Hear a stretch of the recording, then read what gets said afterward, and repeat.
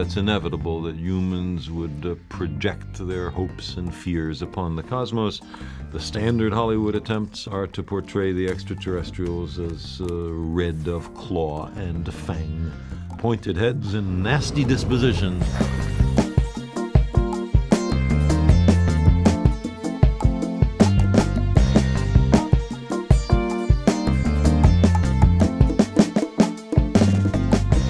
Spielberg has made an important step forward, E.T. and Close Encounters of the Third Kind, to show the possibility of benign extraterrestrials. But even there, the extraterrestrials are only slight variants on human beings, when the evolutionary record is clear that extraterrestrials would be very different from us.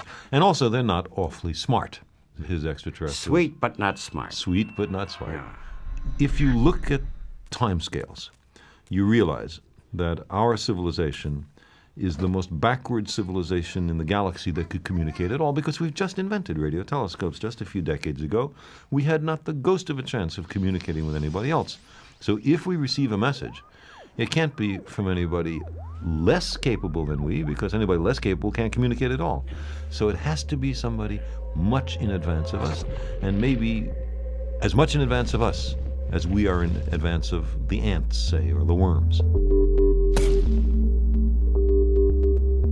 You, Carl Sagan, scientist, astronomer, enlightened man, you think that indeed there may be some sort of intelligence out there? May, surely may.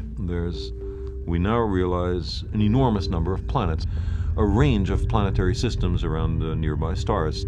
So there's a lot of potential abodes for life. That's one thing. Then there's the question of organic matter, the carbon-rich complex molecules that are essential for the kind of life we know about are fantastically abundant. They litter the universe. We see them in asteroids and comets and the moons in the outer solar system, and even in the cold, dark spaces between the stars. So the stuff of life is everywhere.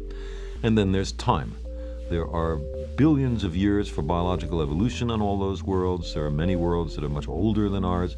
So you put those together, lots of places, lots of organic matter, lots of time, and it seems very hard to believe that our paltry little planet is the only one that's inhabited. You know, the phrase you use about Earth people, us, we, are so benighted. The Earth is the ghetto of the universe. We're the ghetto of the universe.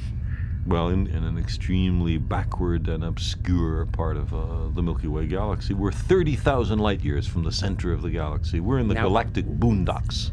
This whole galaxy is only one of probably hundreds of billions of other galaxies, a useful calibration of our place in the universe.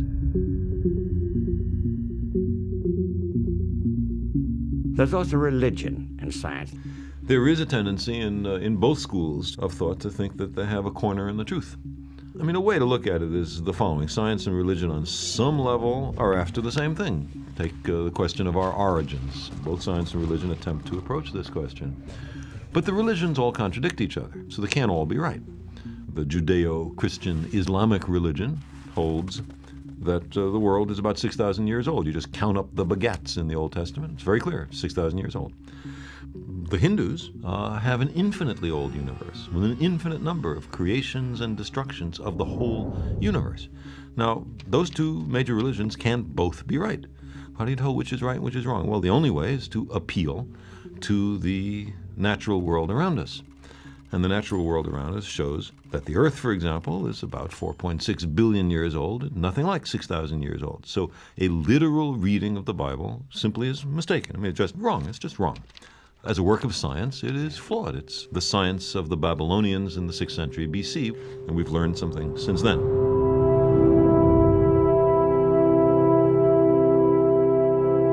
This special episode of Blank on Blank is supported by Squarespace.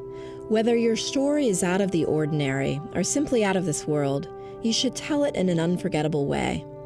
With user-friendly tools and templates, Squarespace helps you capture your story with a captivating website.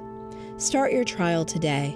Visit squarespace.com/blankonblank. Well, you quote Einstein, the cosmic religious feeling. He is religious in that sense. is the strongest, noblest motive for scientific research. So there's a religion of sorts that Einstein believed in. Right, but it's very different from most people's view of religion. Einstein talked about God, but for Einstein, God was little more than the sum total of the laws of the universe. And there was no hint of intervention in daily life, of the efficacy of prayer, of life after death, or any of those accoutrements of the Judeo-Christian Islamic religion.